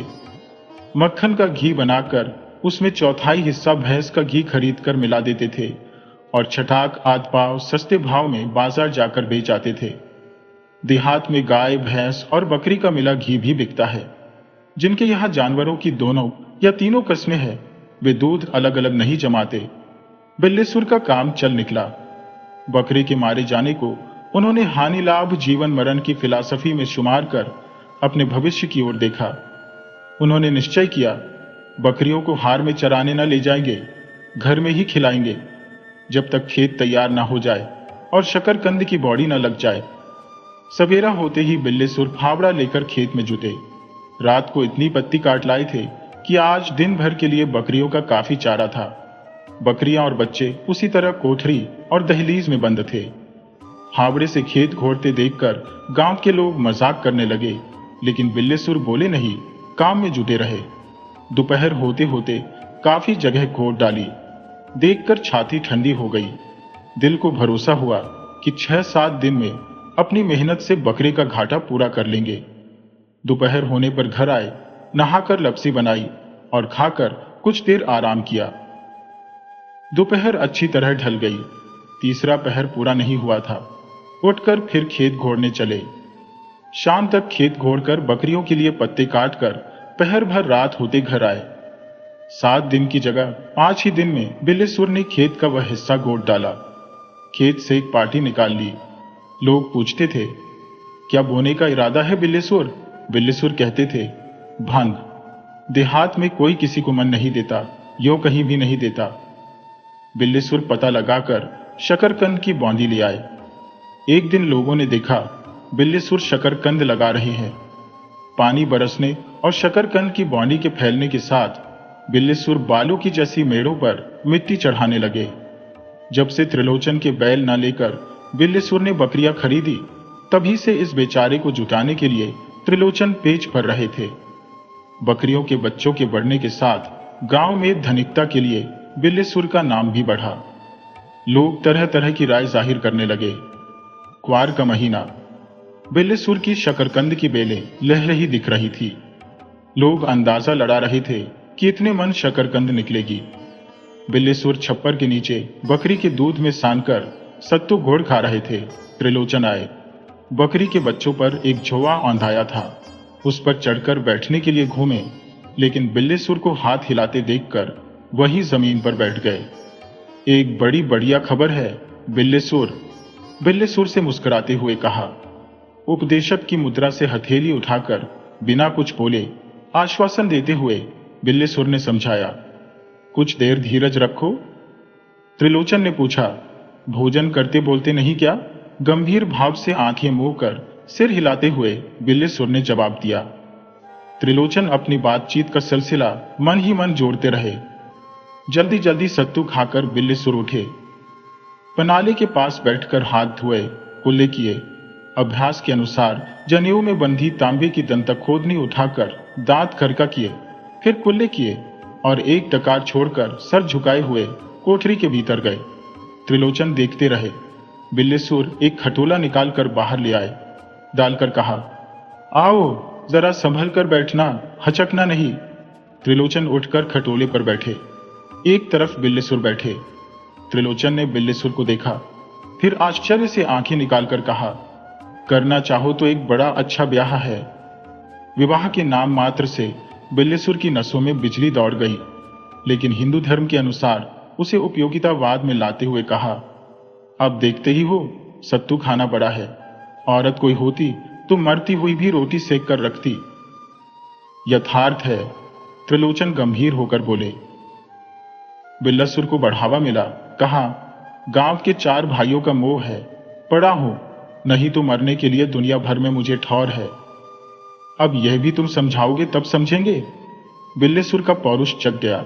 उन्होंने कहा, बंगाल गया था, चाहता तो एक बैठा लेता, लेकिन बाप दादे का नाम भी तो है। सोचा कौन नाक कटाए, तुम ही लोग कहते। बिल्लीसुर ने बाप के नाम की लुटिया डुबो दी। बिल्लीसुर अपनी भूमिका से एकाएक विषय पर नहीं आ सकते थे। आने के लिए बढ़कर फिर हट जाते थे। त्रिलोचन ने कहा, सारा गांव तुम्हारी तारीफ करता है, गांव ही नहीं ग्वैन भी, कि बिल्लीसुर मर्द आदमी है। बिल्लीसुर ने कहा, नाम के लिए दुनिया मरती है, इतनी मेहनत हम क्यों करते हैं? नाम ही नहीं तो कुछ नहीं। हमारे बाप मरकर भी नहीं मरे, क्यों? और अगर उनके पोता न रहा तो? त्रिलोचन ने कहा, तुम्हारे जैसा समझदार लड़का जिनके है, उनके पोता कैसे ना रहेगा? कहकर त्रिलोचन गंभीर हो गए। बिल्लीसुर ने कहा, माँ बाप ही दुनिया के देवता है, धर्म तो रहा ही ना होता अगर माँ बाप न रहे होते। त्रिलोचन ने कहा, बेशक धर्म की रक्षा हर एक को करनी चाहिए, तभी 2 धर्म के पीछे जान दे देने के लिए कहा है। अब देखो, खेत में काम करने गए, घर आए, औरत नहीं। बिना औरत के भोजन विधि समेत नहीं पकता, न जल्दी में नहाते बनता है, न रोटी बनाते न खाते। धर्म कहाँ रहा? बिल्लीसुर उत्तेजित होकर बोले, हम तो बहुत पहले समझ चुके थे, अब तुम ही समझो। कहकर त्रिलोचन ने तीसरी आंख पर मन को चढ़ाया। बिल्लीसुर ने एक दफा त्रिलोचन को देखा, फिर सोचने लगे, देखो दलाल बनकर आया है, सोचता है दुनिया में हम ही चालाक है, अभी रुपए का सवाल पेश करेगा। पता नहीं किसकी लड़की है, कौन है, जरूर कुछ दाग होगा। अड़चन यह है कि निबाह नहीं होता, भूख लगती है इसलिए खाना पड़ता है, पानी बरसता है, धूप होती है, लू चलती है, इसलिए मकान में रहना पड़ता है, मकान की रखवाली के लिए ब्याह करना पड़ता है, मकान का काम स्त्री ही आकर संभालती है। लोग तरह तरह की चीज वस्तुओं से घर भर देते हैं, स्त्री को जेवर गहने बनवाते हैं। यो सब झोल है, ढोल में सब पोल ही पोल तो है। बिल्लीसुर को गुरवाइन की याद आई। गांव के घर घर का सुना इतिहास आग के सामने घूम गया। अब तक वे झूठ कहते रहे, यही कारण है कि बुलबुल कांपे में फंसता है। त्रिलोचन के ज्ञान में रहने की प्रतिक्रिया बिल्लीसुर में हुई। फिर यह सोचकर कि अपना क्या बिगड़ता है, इसका मतलब मालूम कर लेना चाहिए, करुण स्वर से बोले, हाँ भैया, समझदार तुमको गांव के सभी मानते हैं। खुश होकर त्रिलोचन ने कहा, ऐसी औरत गांव में आई नहीं, 16 साल की आग बबूका। बिल्लीसुर को देवियों की याद आ गई थी, इसलिए विचलित होकर संभल गए। कहा, तुम्हारी आंख कभी धोखा खा सकती है? कहाँ की है? यह तो न बताएंगे, जब ब्याहन चलोगे तभी मालूम करोगे। पहले तो फलदान चढ़ेंगे, या इसकी भी जरूरत नहीं? फलदान चढ़ेंगे, लेकिन कोई पूछताछ ना होगी। तिवारियों के यहाँ की लड़की है, सब काम हमारी मार्फत होगा। किस गांव की है? इतना बता दिया तो क्या रह जाएगा, ये ब्याह से पहले मालूम हो ही जाएगा। मगर एक बात है, उनके यहाँ ब्याह का खर्च नहीं। भले मानस है, लड़की नहीं बेचेंगे, पर खर्च तुम्हें देना होगा। कितना? त्रिलोचन हिसाब लगाने लगे, खुलकर कहते हुए, तुम्हारे यहाँ फलदान चढ़ाने आएंगे तो ठहरेंगे हमारे यहाँ। थाल में 7 रुपये रखेंगे और नारियल के साथ एक थान, इसमें 20 रुपये का खर्च है। ये तुम्हें फलदान के दिन से 7 रोज पहले दे देना होगा। फिर फलदान चढ़ जाने पर 150 रुपये विवाह के खर्च के लिए उसी दिन देना पड़ेगा। सब हमारी मार्फत। भले आदमी है, नहीं निभा सकते। तुमसे हाथ फैला कर लें तो कैसे? द्वार के 4 से ब्याह भात और बड़ा हार, बरतानी तक 150, दाल में नमक के बराबर भी नहीं। लेकिन तुम्हें भी तो नहीं उजाड़ सकते, कुल में तुमसे बड़े। बिल्लेसुर ने कहा, कुल में बड़े हैं तो ब्याह फलेगा नहीं। मन्नू वाजपेयी ने रुपये न होने से उतरकर ब्याह किया, लड़की बेवा हो गई। भैया, मुझे तो यही बड़ा डर है कि कहीं। त्रिलोचन का चेहरा उतर गया, बोले, घबराते हो नाहक। जितने बड़े हैं सब बने हुए हैं, असल में बड़े हैं ही नहीं। मन्नी वाजपेयी की लड़की ने अपने पति को मार डाला। कहते हैं उसकी उम्र ज्यादा हो गई थी, मायके में ही वह बिगड़ गई थी, इसीलिए मन्नू ने उसका ब्याह उतरकर कर दिया था। अपने यार के कहने से उसने पति को जहर खिला दिया। वह कुछ दिन से बीमार था, दवा हो रही थी। कहीं यह भी ऐसा ही मुझ पर करे। बिल्लेसुर शंका की दृष्टि से देखने लगे। कहता तो हो, किसी तरह का खौफ न खाओ, बिचवानी में हो। लड़की में न दागा, न कलंक, न चाल चलन बिगड़ा, न काली कानी लंगड़ी लोली। जब तुम कह रहे हो तो एतबार 16 आने हैं, लेकिन पता बिना जाने 10 रोज पहले आए नातेदारों से क्या कहूंगा? उनसे यह भी नहीं कहते बनता कि त्रिलोचन भैया जानते हैं, इसीलिए पता पूछता हूं। दूसरी बात, कुंडली बिचरवा लेनी है। लड़की की कुंडली ले आओ, मैं अपने सामने बिचरवाऊंगा। लड़की मंगली निकली तो बेमौत मरना होगा। ब्याह करना है तो आंखें खोलकर करना चाहिए। त्रिलोचन मन से बहुत नाराज हुए, बोले, ऐसी बातें करते हो जैसे बाला के हो। तुम्हारे यहां वे नहीं आए और कभी कोई भला मानस ना आएगा। हम कहते थे कि भद्रा के जैसे मारे इधर उधर घूमते हो, तुम्हारा घर बस जाए, लेकिन तुम आ गए अपनी असलियत पर। मान लो तुम ही मंगली निकले तो कौन बाप अपनी लड़की तुम्हें सौंप देगा? रही बात नातेदारी वाली, सो हम तो इस 16 आने बेवकूफी समझते हैं। बैठे बैठाए 25 रुपए का खर्च सिर पर। हम तो कहते हैं चुपचाप चले चलो, विवाह कर लाओ। लड़की के बाप का नाम मालूम करना चाहते हो तो चले चलो, उनका घर भी देखाओ। लेकिन तुम्हारा जाना शोभित नहीं है, गांव भर तुम दोनों को हंसेंगे।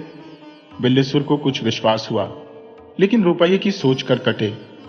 लड़की के रूप का मोह भी घेरे था।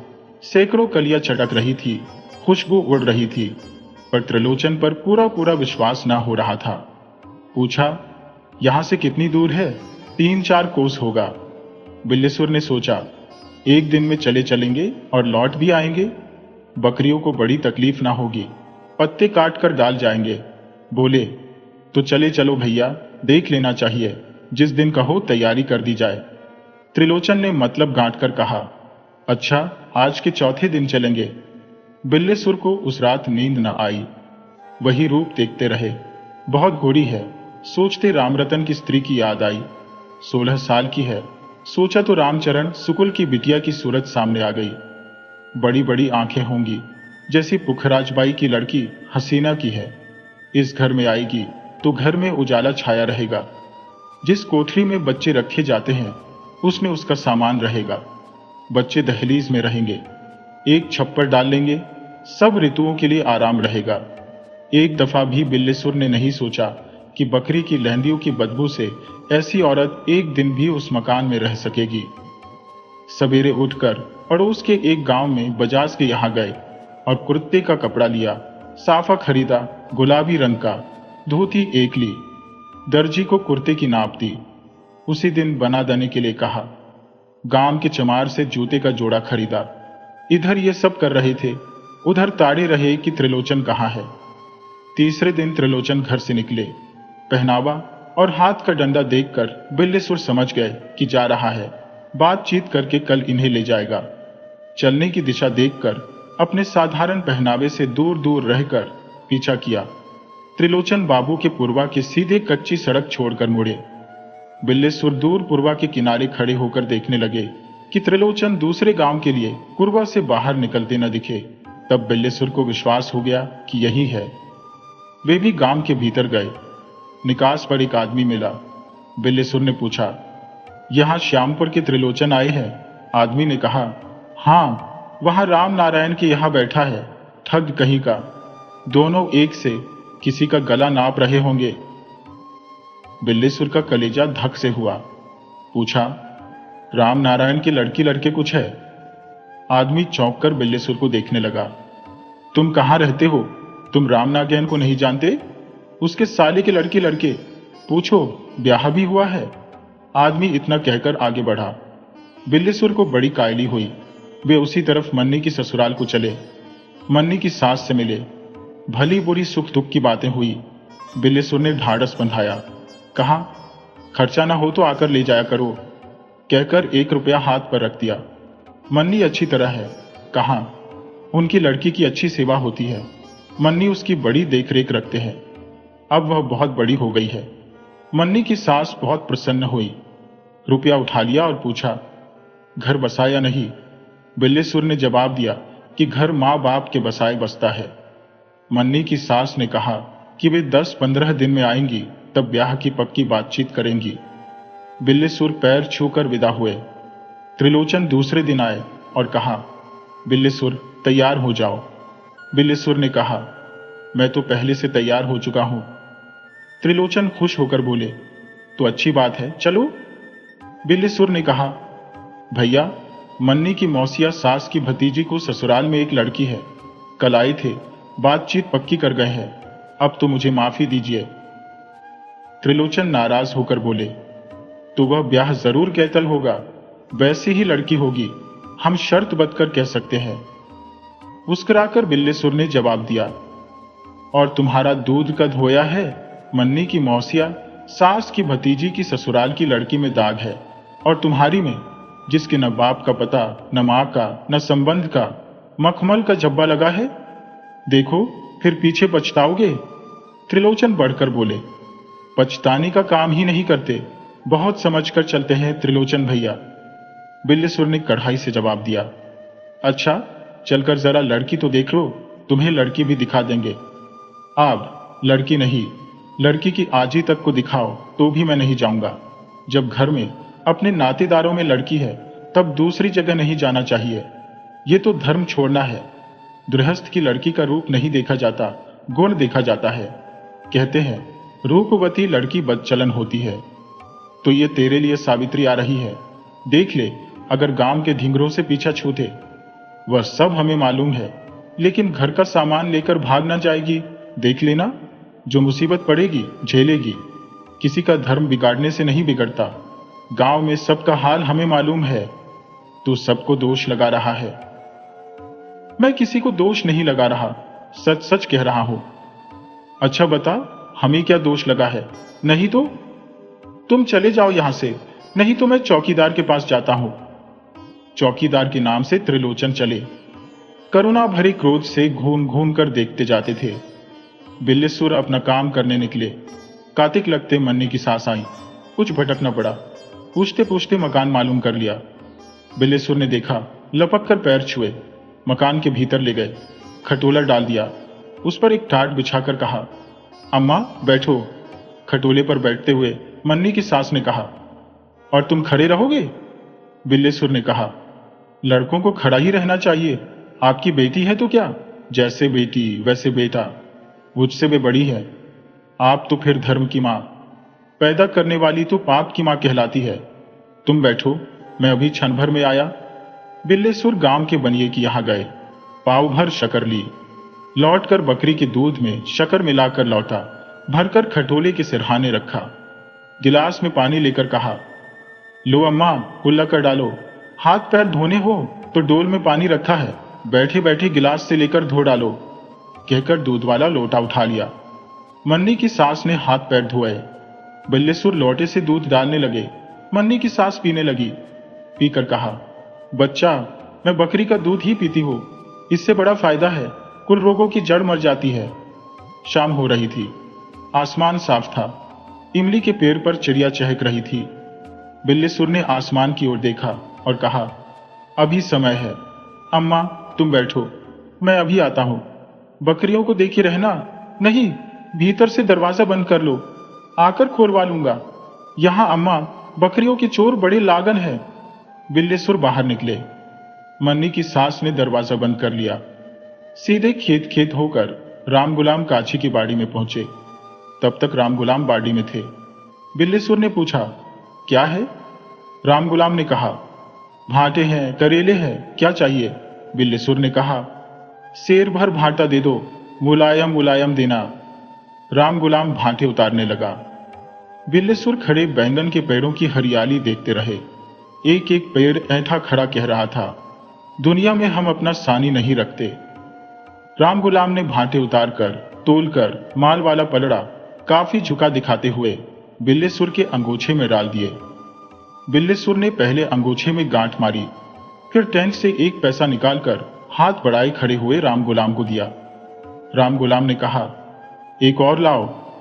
बिल्लेसुर मुस्कुराकर बोले, क्या गांव वालों से भी बाजार का भाव लोगे? राम गुलाम ने कहा, कौन रोज अंगूछा बढ़ाए रहते हो? आज मन चला होगा या कोई नातेदार आया होगा। बिल्लेसुर ने कहा, अच्छी बात है, कल ले लेना, इस वक्त नहीं है।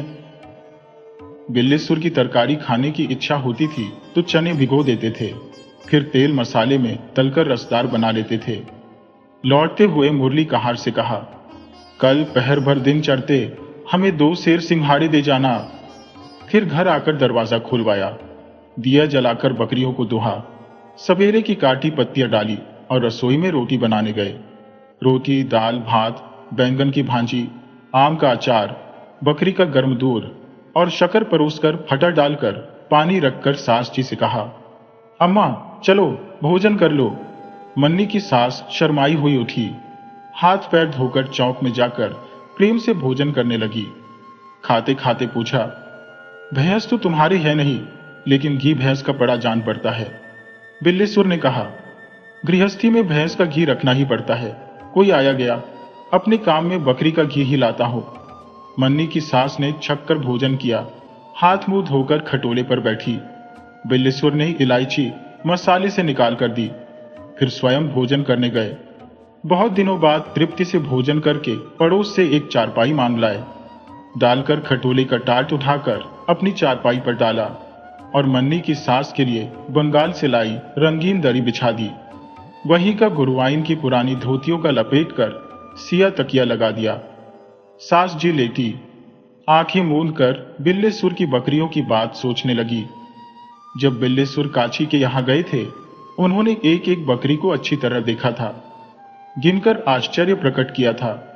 इतनी बकरियों और बच्चों से 3 भैंस पालने के इतना मुनाफा हो सकता है, कुछ ज्यादा ही होगा। बिल्लेसुर धैर्य के प्रतीक थे। मन में उठने पर भी उन्होंने विवाह की बातचीत के लिए कोई इशारा भी नहीं किया। सोचा, आज थकी है, आराम कर लें, कल अपने आप बातचीत छेड़ेंगी, नहीं तो यहां सिर्फ मुंह दिखाने थोड़े ही आई है। बिल्लेसुर पड़े थे। एकाएक सुना, खटाले से सिसकियां आ रही है। सांस रोक कर पड़े सुनते रहे। सिसकियां धीरे धीरे गूंजने लगी, फिर रोने की साफ आवाज उठने लगी। बिल्लेसुर के देवता कूच कर गए कि खा पी कर यह काम करके रोना कैसा। जी धक से हुआ कि विवाह नहीं लगा, इसकी यह अग्र सूचना है। घबराकर पूछा, क्यों अम्मा, रोती क्यों हो? मन्नी की सास ने रोते हुए कहा, न जाने किस देश में मेरी बिटिया को ले गए, जब से गए एक चिट्ठी भी न दी। बिल्लेसुर ने समझाया, अम्मा रो नहीं, भाभी बड़े मजे में है, मन्नी भैया उनकी बड़ी सेवा करते हैं। मैं जहां गया था, मन्नी वहां से दूर है, हाल मिलते थे, लोग कहते थे अच्छी नौकरी लग गई है। उनका सारा मन भाभी पर लगा है। अब भाभी उतनी ही बड़ी नहीं है, लोग कहते थे, बिल्लेसुर अब 2-3 साल में तुम्हारे भतीजा होगा, राम करे सुख से रहें। हमको तो धोखा दे गए बच्चे, हमारी और कौन था। जिस तरह दिन कटते हैं हमारी आत्मा जानती है, कहकर मन्नी की सास ने अघाकर सांस छोड़ी। बिल्लेसुर ने कहा, जैसे मन्नी वैसे मैं, तुम यहां रहो, खाने की यहां कोई तकलीफ नहीं, मुझे भी बनी बनाई 2 रोटियां मिल जाएंगी। मन्नी की सास बहुत प्रसन्न हुई, कहा, बच्चा फूलो फलो, तुम्हारा तो आसरा ही है। अब की आई है तो कुछ दिन रहकर जाऊंगी, तुम्हारा कामकाज यहां का देख लो, ब्याह एक लगा है, हो गया तो उसे तुम्हारी गृहस्थी समझा दो, इससे अच्छी बात और क्या होगी। बिल्लेसुर पौरुष में जगकर बोले। मन्नी की सास ने कहा, बच्चा अब तक नहीं कहा था, सोचा था जब काम से छुट्टी पा जाओगे तब कहूंगी। ब्याह एक ठीक है, लड़की तुम्हारे लायक सयानी है, लेकिन हमारी बिटिया की तरह गोरी नहीं, भले मांस है, घर का कामकाज संभाल लेगी, बताओ राजी हो। बिल्लेसुर भक्तिभाव से बोले, आप जाने, आप राजी है तो मैं भी हो। मन्नी की सास प्रसन्न हुई, कहा, ठीक है कर लो, उसको भी तुम्हारे साथ तकलीफ ना होगी, थोड़ी सी मदद उसकी मां की तुम्हें करती रहनी पड़ेगी। ब्याह से पहले बहुत नहीं 30 रुपए दे दो, गरीब है कर्जदार है, फिर कुछ कुछ देते रहना, उसके भी और कोई नहीं। मैं लड़की को तुम्हारे यहां ले आऊंगी, यही विवाह कर लो। बारात उसके यहां ले जाओगे तो कुल खर्चा देना पड़ेगा, इसमें ज्यादा खर्चा बैठेगा।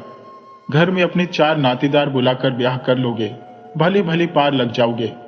बिल्लेसुर को मालूम दिया, इस जुबान में छल नहीं, कहा, हाँ बड़ी नेक सलाह है। मन्नी की सास कई रोज रही, बिल्लेसुर को बना बनाया खाने को मिला। 3-4 दिन में रंग बदल गया। उन्होंने आग्रह किया कि ब्याह तक वे वहीं रहे। मन्नी की सास ने भी स्वीकार कर लिया।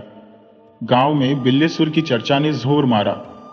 एक दिन त्रिलोचन ने मन्नी की सास को घेरा और पूछा, बताओ ब्याह कहां रचा रही हो, अपनी नातेदारी में। मन्नी की सास ने कहा, वह कहां है। त्रिलोचन ने पूछा, क्यों, क्या बिल्लेसुर तुम ही हो। मन्नी की सास ने आंखें नचाकर पूछा, फिर कहा, बच्चे मेरी निगाह साफ है, मुझे तिंगुर नहीं लगता, अब तुम बताओ कि तुम बिल्लेसुर के कौन हो।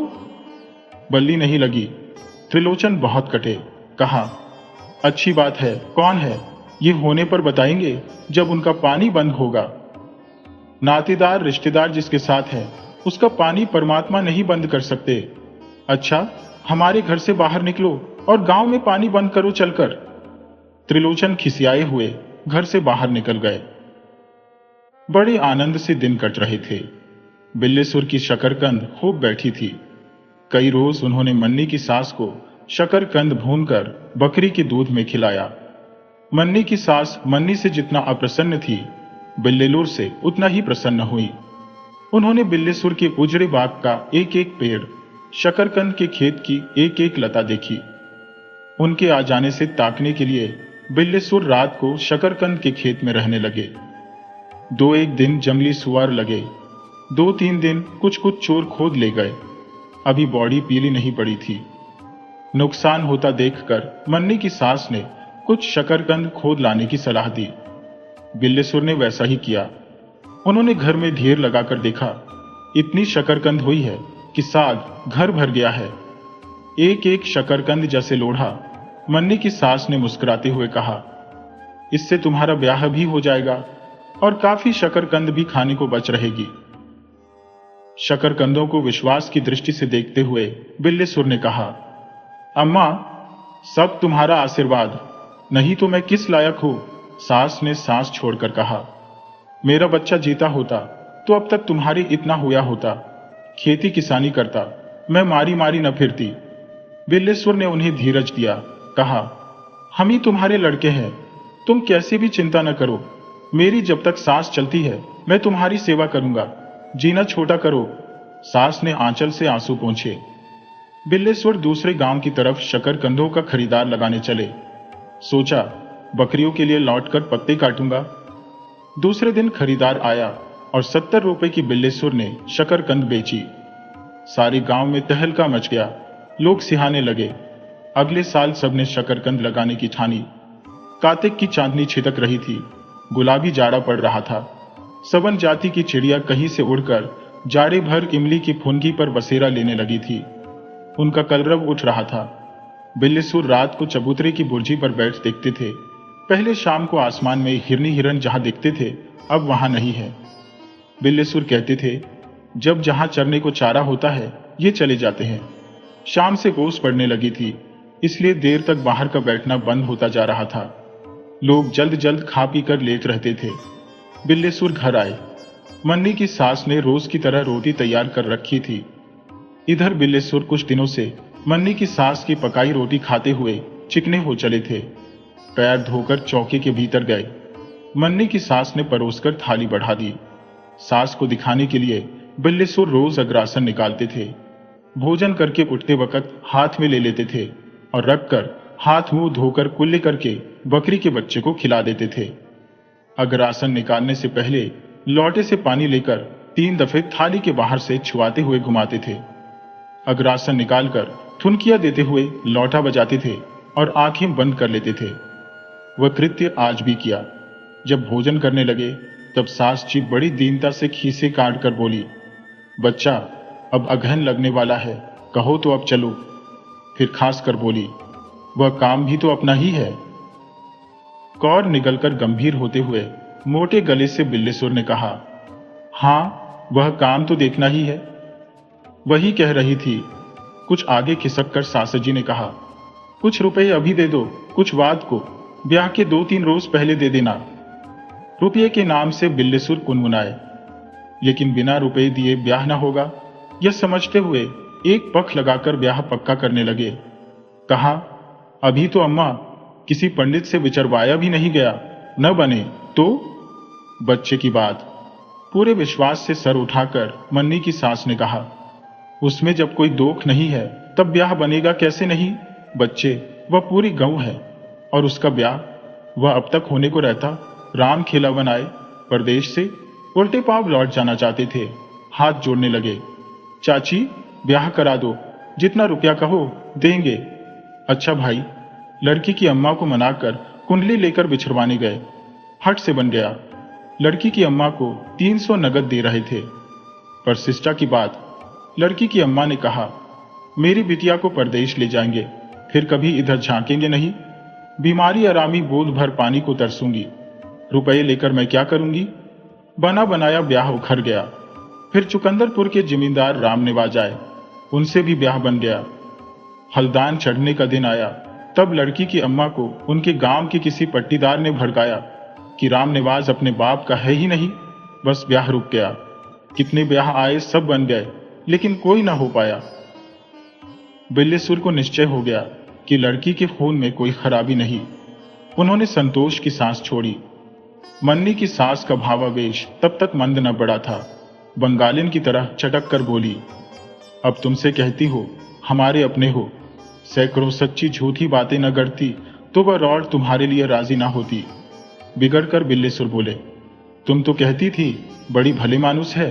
कहने के लिए बच्चा ए भले मानुस सबको कहते हैं, लेकिन कैसा भी भला मानुस हो अपनी चित्त कौड़ी को पट होते देखता है। फिर वह 10 विस्वे वाली तुम्हारे यहां कैसे लड़की ब्याह देती। उसको समझाया कि दुर्गादास के सुकुल है, परदेश कमा के आए हैं। कहो कि एक साथ गिन दे तो ऐसा ना होगा, धीरे धीरे देंगे। आखिर कहां जाती, मान गई। तुमसे इसीलिए कहा 30 ब्याह से पहले दो, फिर धीरे धीरे मदद करते रहो। सासजी टकटकी बांधे बिल्लीसुर को देखती रही। इतने कम पर राजी न होना मूर्खता है, समझकर बिल्लीसुर ने कहा, अच्छा कल कुंडली और 1 रुपया लेकर चलो। 3-4 दिन में मैं पंडित से आकर पूछूंगा कि कैसा बनता है। 1 दफे नहीं बच्चा, 10 दफे, लेकिन जब आना तब 15 रुपए लेते आना कम से कम। गंभीर होकर बिल्लीसुर उठे और हाथ मुंह धोने लगे। मन को समझाती हुई सासजी भोजन करने बैठी। भोजन के बाद दोनों लेटे और अपनी अपनी गुत्थी सुलझाते रहे। किसी ने किसी से बातचीत न की। फिर सब सो गए।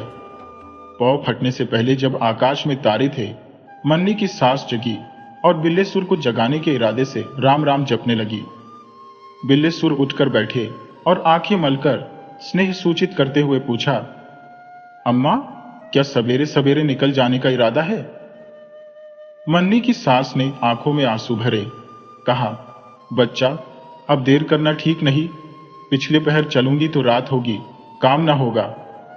बिल्लेसुर ने अंधेरे में टटोल कर संदूक में रखी कुंडली निकाली और सासर जी को देते हुए कहा, देखिएगा कहीं खो न जाए। नहीं बच्चा, खो क्या जाएगी, कहकर सासर जी ने आग्रह से कुंडली ली।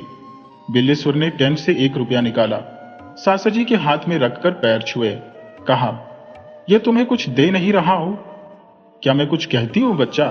असंतोष को दबाकर मन्नी की सास घर के बाहर निकली।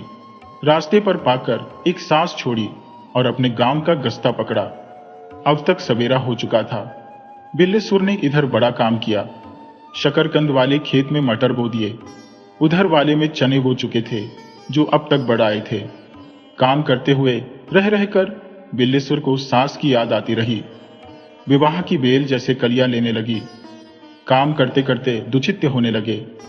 सांस रुक रुक जाने लगी, रोही खड़े होने लगे। आखिर चलने का दिन आया। बिल्लेसुर दूध धोकर एक हंडी में मुस्का बांधकर दूध लेकर चलने के लिए तैयार हुए। रात के कांटे पत्ते रखे थे, बकरियों के आगे डाल दिए। फिर पानी भरकर घर में स्नान किया। थोड़ी देर पूजा की। रोज पूजा करते रहे हों ये बात नहीं। पूजा करते समय दर्पण कई बार देखा। आंखें और भौहें चढ़ाकर उतारकर, गाल फुलाकर पिचकाकर, होंठ फैलाकर चढ़ाकर, चंदन लगाकर एक दफा फिर मुंह देखा।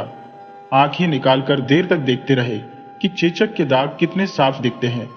फिर कुछ देर तक अशुद्ध गायत्री का जप करते रहे, मन में यह निश्चय लिए हुए कि काम पूरा हो जाएगा। फिर पूजा पर समेटकर भीतर के एक ताक पर रखकर बासी रोटियां निकाली। भोजन करके हाथ मुंह धोया, कपड़े पहनने लगे। मोजे के नीचे तक उतार कर धोती पहनी। फिर कुर्ता पहनकर चारपाई पर बैठे साफा बांधने लगे। बांधकर एक दफे फिर उसी तरह दर्पण देखा और तरह तरह की मुद्राएं बनाते रहे। फिर जेब में वह छोटा सा दर्पण और गले में मैला अंगोछा और धुस्सा डालकर लाठी उठाई। जूते पहले से तेलवाए रखे थे, पहन लिए। दरवाजे निकलकर मकान में ताला लगाया और दोनों नथनों में कौन चल रहा है दबाकर देखकर उसी जगह दाया पैर 3 दफे दे दे मारा और दूध वाली हंडी उठाकर निगाह नीचे किए गंभीरता से चले। थोड़ी दूर पर भरा घड़ा मिला। बिल्लेसुर खुश हो गए। घड़ी वाली सगुन की सोचकर मुस्कुराई, कहा, मेरी मिठाई कब ले आते हो? काम निकलने के बाद वाले आशय से सिर हिलाकर आश्वासन देते हुए बिल्लेसुर आगे बढ़े। नाला मिला, किनारे रिये और बबूल के पेड़ खुशकी पकड़े चले जा रहे थे। बनियों के ताल के किनारे से गुजरे। देखकर कुछ बगले इस किनारे से उस किनारे उड़ गए। बिल्लेसुर बढ़ते गए। शमशेरगंज का बैरहना मिला। एक जगह कुछ खजूर और ताड़ के पेड़ दिखे। सामने खेत, हरियाली लहराती हुई। ओस पर सूरज की किरणें पड़ रही थी। आंखों पर तरह तरह का रंग चढ़ उतर रहा था। दिल में गुदगुदी पैदा हो रही थी। पैर तेज उठ रहे थे। मालूम भी न हुआ कि हाथ में दूध से भरी भारी हंडी है। आम और महुए की कतारें कच्ची सड़क के किनारे पड़ी। जाड़े की सुहावनी सुनहली धूप छनकर आ रही थी। सारी दुनिया सोने की मालूम दी। गरीबी वाला रंग उड़ गया। छोटे बड़े हर पेड़ पर पड़ा मौसम का असर उनमें भी आ गया। अनुकूल हवा से तने पाल की तरह अपने लक्ष्य पर चलते गए। इस व्यवसाय में उन्हें फायदा ही फायदा है, निश्चय बंधा रहा। चारों ओर हरियाली। जितनी दूर निगाह जाती थी, हवा से लहराती तरंगे ही दिखती थी। उनके साथ दिल मिल जाता और उन्हीं की तरह लहराने लगता था। आशा की सफलता जैसे खेत और बगीचों के भीतर से गांव की दीवारें दिखने लगी। बिल्लेसुर उतावली से बढ़ते गए। गलियारे गलियारे गांव के भीतर पहुंचे। कुएं की जगत के किनारे नहाने के लिए बनी पक्की चौकी पर बैठे एक वृद्ध सूर्य की ओर मुंह किए कांपते हुए माला जप रहे थे। कुछ आगे बढ़ने पर बड़ियों का मकान मिला। गाड़ी के पहिए बनने की ठक ठक दूर तक गूंज रही थी। कुछ और आगे दर्जी की दुकान मिली। वहां बहुत से लोग इकट्ठे दिखे। तरह तरह के रंगीन कपड़े सिलने को आए फैले हुए। दर्जी सिर गड़ाए तत्परता से मशीन चलाता हुआ। एक लड़का चौपाल की दूसरी तरफ बैठा भारी रजाई में टांके लगाता हुआ। 2 आदमी नए कपड़े काटते और मशीन पर चढ़ाने के लिए टांगते हुए। लोग गौर से रंगों की बहार देखते, लाठी के सहारे खड़े, गप लड़ाते, तंबाकू थूकते हुए। बिल्लेसुर तदगतेन मनसा सासजी के मकान की ओर बढ़े चले गए। एक कोलिया के भीतर सास जी का अधगिरा मकान था। दरवाजे खुले थे। आवाज देते हुए भीतर चले गए। सासजी इंतजार कर रही थी। देखकर मुस्कुराती हुई उठी। नजर हंदी पर थी। बिल्लेसुर ने गर्व से हंडी रख दी और सास जी के पैर छुए। सास जी ने कुशल पूछी, जैसे एक मुद्दत के